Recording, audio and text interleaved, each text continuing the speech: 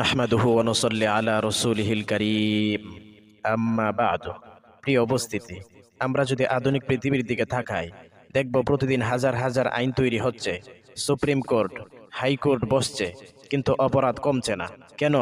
কারণ মানব রচিত বিধান কেবল মানুষের বাহ্যিক অবয়বকে নিয়ন্ত্রণ করতে চায়, মানুষের অন্তর বা বিবেককে পরিবর্তন করতে পারে না।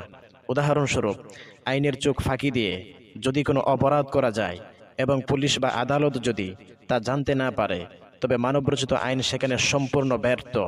কারণ এই আইনের প্রতি মানুষের মনে কোনো স্বভাবজাত জবাবদিহিতা বা পবিত্র ভয় থাকে না। মানুষ আইন মানে কেবল শাস্তির ভয়ে, নৈতিক দায়বদ্ধতা দেখে নয়। তাহলে যৌক্তিক সমাধান কি?